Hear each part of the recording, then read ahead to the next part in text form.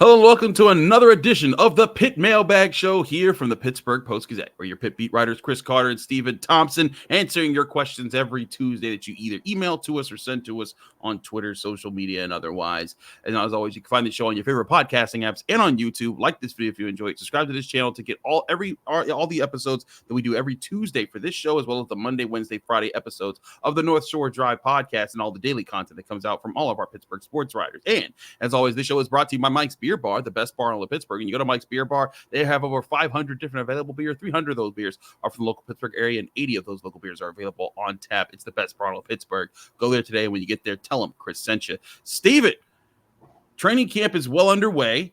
We are getting to see more and more of things, and I'm going to jump right into it right here with our first question that comes from Jim. And it's kind of a question about the entire offense. And Jim asks, how many games will it take for the offense to be proficient in Kade Bell's scheme? Steven, I feel like that's the $64 question. As far as how the Pitt's offense will look this year, but I do think that's a huge part of it that people aren't talking about. It takes time at all levels to adjust to an offense, and with all the details that Kade Bell's asking, it might take even more time for them to kind of get their feet under them. Yeah, I agree. And when I saw this question, I thought about a quote that Branson Taylor, starting left tackle or presumably starting left tackle, said to me on the first day of training camp, which was that the only thing that gets you into football shape is football. I think they're going to need to actually put something together on the field. They're going to need to play another opponent for the first time before they even realize where this scheme is at and what it's actually capable of, at least at this point. So to that end, I think it's really going to take some time. I think there's another cliche about how teams do their most growth or make the largest gains in a given season between weeks 1 and week 2.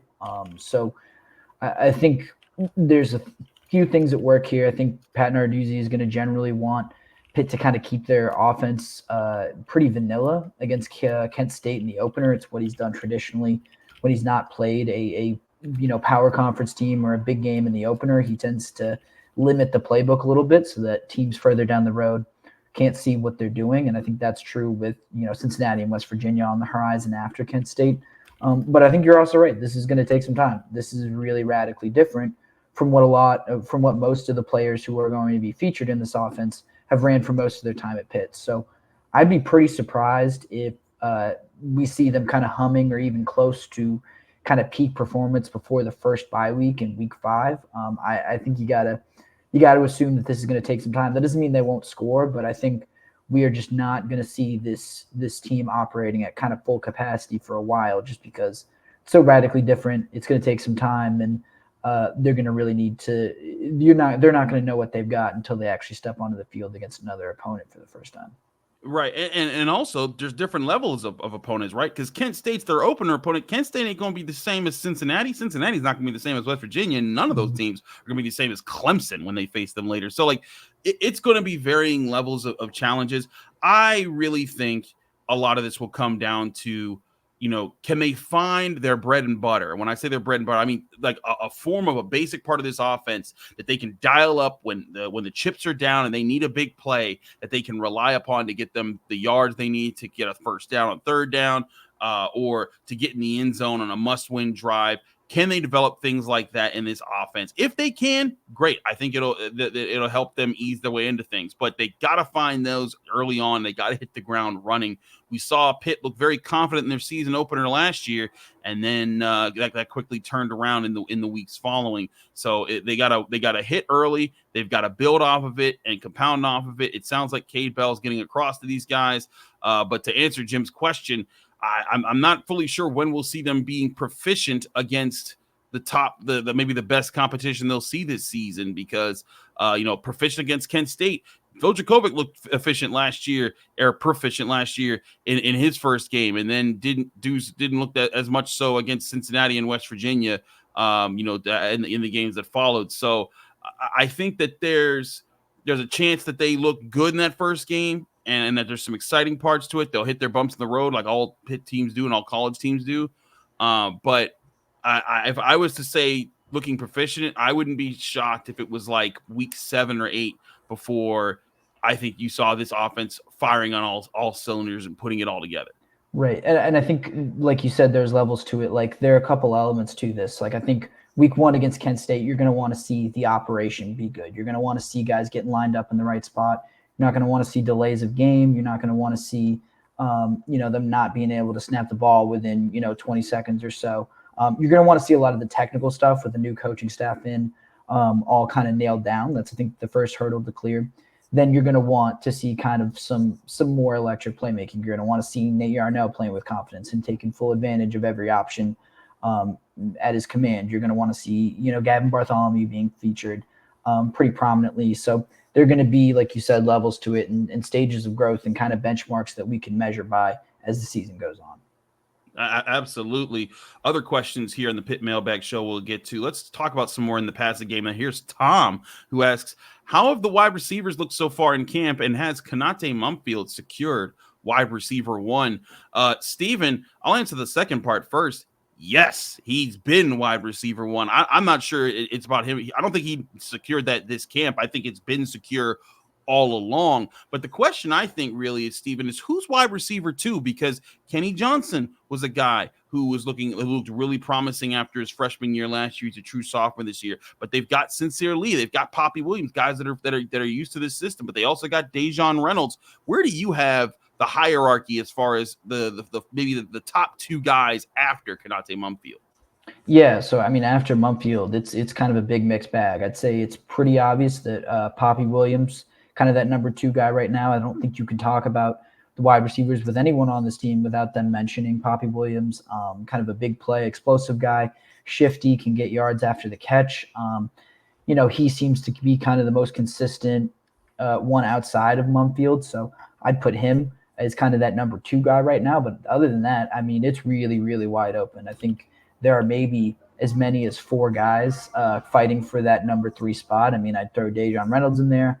Obviously, Kenny Johnson as well. I think C.J. Lee in the mix as well. But, I mean, even some younger guys. I think Zion Fowler has looked really impressive during fall camp so far too. I mean, it's just really wide open. And I mean, those guys are also, I mean, if you're talking about wide receivers 3s or the, kind of the third pass catcher, who's going to be kind of in that top echelon. I mean, all those guys are fighting with Gavin Bartholomew too. I mean, that's another guy who I think is going to be more of a big receiver than, I guess, a traditional tight end in terms of where he lines up and how he's used. So it's kind of a jumbled mess outside of Mumpfield, and Raphael Poppy Williams has kind of separated himself, and Bartholomew's there too. But for a team that wants to go maybe 6, 7, 8 receivers deep, there are a lot more snaps that are left up for grabs right now.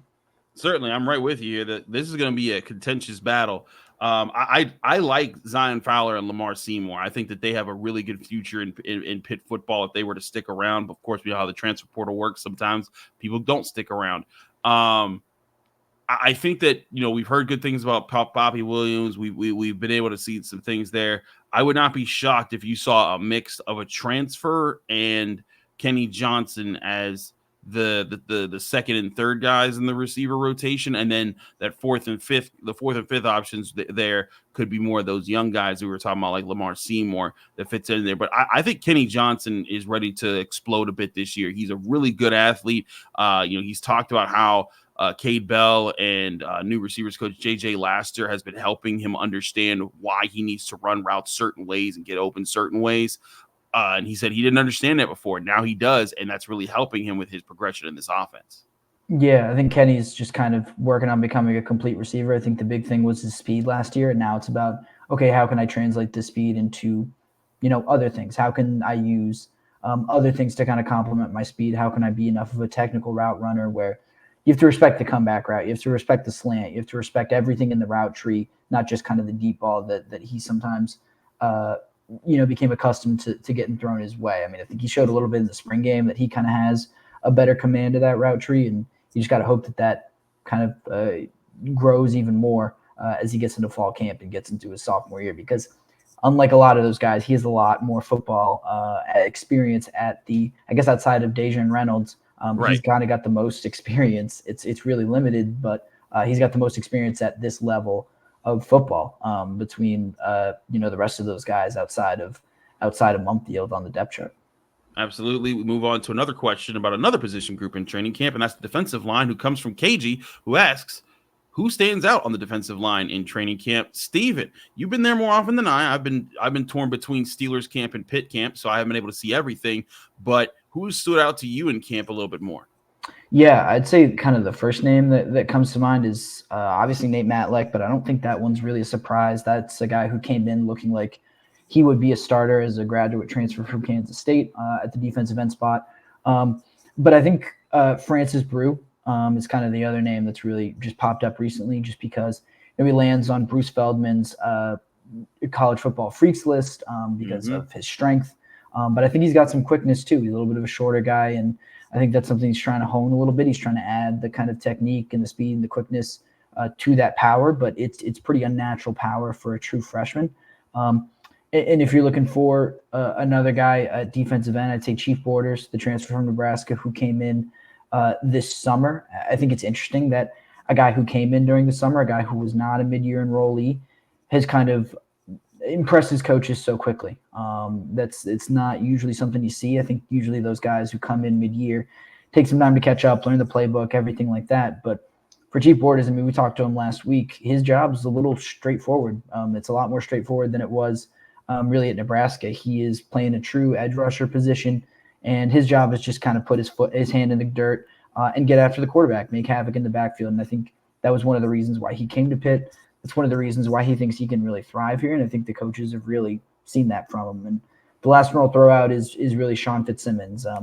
This is a little bit more of a hunch. I can't tell you I've seen a ton in practice that tells me this guy's ready for a huge leap, but I just have a feeling about Sean Fitzsimmons. I think he's got a great skill set. I was really disappointed, and I'm sure he was too, that kind of injuries held him back last year, but just another one of those kind of different-looking defensive linemen, shorter, quicker, and maybe just a little bit more explosive off of the ball. And I think he's a guy who really could have a huge year in this defense. I'm really high on Sean Fitzsimmons. I think he's in for a big year. I think Sean Fitzsimmons has a big future. I wouldn't sleep on Nakai Johnson. I think the two of them being the vets that have stuck around and have worked in this defensive line. But Pitt has a lot of young guys too. I think that's the really good potential of this team is there's a whole bunch of young dudes who could stand out in this group. You mentioned Francis Brewu. I mean, that dude looks stacked, man. And I say dude because like he's 18. Like that's the other thing. He's a kid. He's literally just out of high school, true freshman. And when I see him, I'm like, yes, sir, Mr. Brewu, sir. Like that's how yoked this young man looks, and it's just really impressive how he's kind of been. The other guy I'm looking at, Isaiah Neal. I know that he goes by the name Ghost, and man, he seems to be taking on a presence at camp. There's a lot of reason to be excited about the potential on this team. You know, for all the struggles they had last year, there were a lot of young guys who have high ceilings, that have potentials, that if they are realized this year, Pitt football becomes a lot better and does so again very quickly.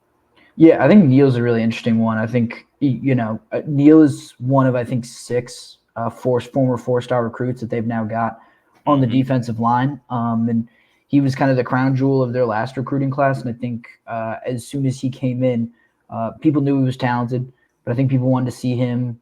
I don't know. He was by all accounts, a good kid and a good leader at his high school. And I think he really wanted to step into that role really quickly when he got here as a freshman. And I think now that he is kind of in the position to earn more playing time, he's going to step into a leadership role as well. I think just because they have so many young guys, because there isn't a ton of experience, there's a lot of room for him to step up. And it seems like the coaching staff is really thrilled about the leaps he kind of took from his true freshman year to his second year at Pitt, and sees a lot of big things there too. So, I mean, the youth is going to be, I don't know, it's kind of a double-edged sword. You could see a ton of mistakes. You could see a bunch of guys still kind of finding themselves a little bit, but you could also see, some really explosive big playability. You see, I think, a lot more talent on this defensive line than you did a year ago, which is really, really exciting. Absolutely, a lot of excitement there. So we've answered some serious questions for y'all. 3 questions coming up. We're gonna get to a fun question. This one comes from Twitter via Ghost of Whip, one of our favorite Twitter accounts that follows us and hits us up, around game time. Ghost of Whips asks you and I, Steven, we get to pick 3 of our colleagues. I'm assuming he means in the media, for a 5-on-5 basketball game.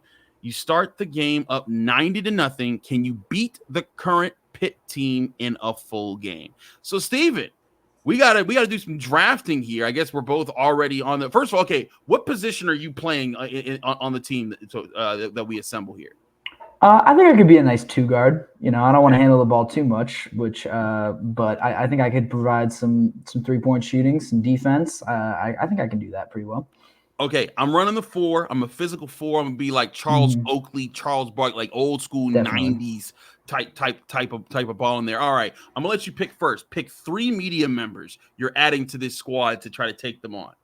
Yeah, I think the first one is, and this is more off of legend. I think I've heard a lot about this guy's game more than I've actually seen it. But Brian Bacco. I've heard a lot about him. I think he'd be our point guard, be our floor general. I like Brian a lot. I'd be eager to play with him.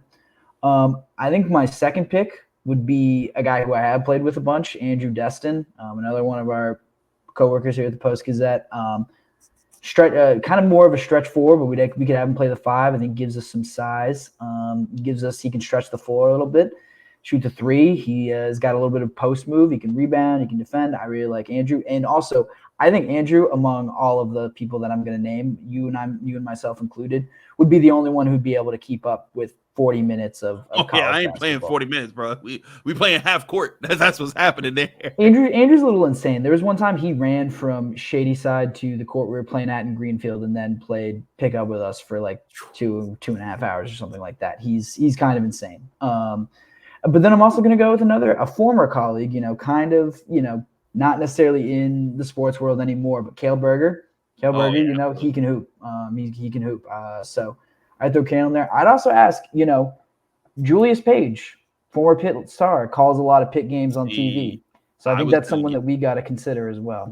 He's my ringer because he's part of media, and so he's getting up in there. I might try to hit up like Arthur Moats. And see if he can play there. But see, here's the thing. I'm gonna get Arthur Moats. I'm gonna also get Max Starks because he works media, former offensive tackle for the Steelers. But see, you have a different strategy. You're trying to find guys who can actually play basketball. My strategy is because Steven, we're not beating this Pitt basketball team straight up in a basketball game. What we're doing is we're going to use 5 hard fouls each of us, and we're going to take out every player on the team. I'm not trying to outshoot over a Guillermo. I'm not trying to have to defend Ishmael Leggett. No, I'm going to dive right at his knees, take him out. Jeff Capel's got to put in the backups, and eventually they're going to be on the walk-ons, and then we'll stand a chance. But we are not putting up a fight against Cam Corrin or Jalen Look. Get the heck out of here. Well, this is why I'm thinking, I think Adoran Dickerson could be really helpful in this exercise. Right a good athlete. We could use that, some rebounding, some size on the inside. But I don't know. I think our only hope here is the 3-point shot. And so I am just trying to assemble we just need to hit it. That's as many shooters as possible. Because that's the other thing. In this scenario, we start up 90-0. So how many points do you think we'd have to – because we're getting scored on every time. That's just – we're not stopping anything. Either they're getting 2 free throws or they're getting a layup. I don't think there's really much we're going to be able to do. We're counting on them missing shots, but then also we're gonna turn the ball over no less than 30 times. I think we just need to hold on to the ball. Like, don't even try to score. Just run the play clock down because it's 30 seconds, right? It's longer in college. So you see, you're trying to find ways to actually out-strategize. I'm just trying to cheat to win. That is my only goal here. Yeah, we're just gonna play some whippeal playoff basketball, and we're just gonna hold the ball for the entire time that we have it. We're gonna see how many shots Pitt can make on us. Because that's the other thing. Like, this year's Pitt team, I think, is going to be kind of an offensive juggernaut. I think they're going to have a bunch of guys who can shoot. I think if they're down 90-0 and they're just ripping as many threes as possible, we might be in a little bit of trouble. I think that's where we could blow this a little bit. So I don't know. I'm not optimistic because the other thing is, like I said, none of us are holding up for 40 minutes of college basketball against Division I Power 5 players. We would need like a roster of like 20 people while they only get 5. And then still my strategy is take their knees out. I'm not trying to We'll get half the roster ejected, and then we'll still have 10 players for the second half, and maybe then we'd have a chance. Well, and even then, we're still just feeding Julius Page every time. Exactly. That's the other thing. Yeah, Page is our shooter.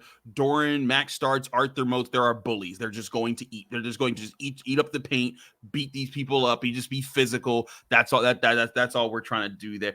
And also, that's how I play basketball. Because I'm a football player, born and bred.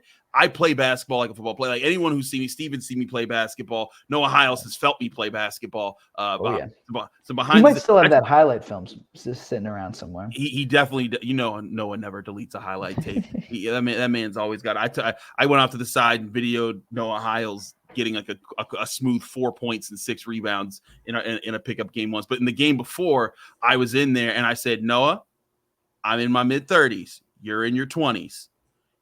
If you come at me, I'm in the paint. That's fine. You can have the outside shots all day. Just stay out of the paint. We'll have a good relationship on opposing teams. And Noah said, all right, Carter. He tries to back me down. And like he bumped into me and he realized, oh, wait, he's a little bit thicker than I realized.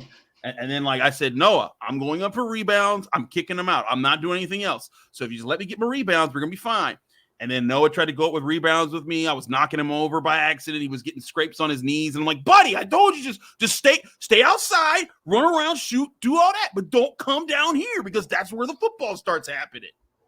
It's the ugly side of playing with your coworkers. Sometimes things get a little nasty. Sometimes you can't help it. Absolutely. So there you have it, Ghost of Whip. There are our teams here. I guess if we had to create a rotation, because you can't just play 5 for 40 minutes, we will. Even professional athletes would die at that rate. So I'd say let's put it together. So you, me, Andrew Destin, Brian Batko, Cale Berger, Doran Dickerson, Arthur Moats, Max Starks. Am I missing any other athlete? And Julius Page. Of course. We got 9. That guy's not leaving the floor. That guy's Julius is running everything. Although Julius is gonna be like, y'all can take me out for a little bit. Like it has been a while since he's all right. We named 9. We need a 10th. We need a 10th. Let's start a podcast with Aiden Fish and we can throw him. There we go. Aiden Fish, come on down. Yeah.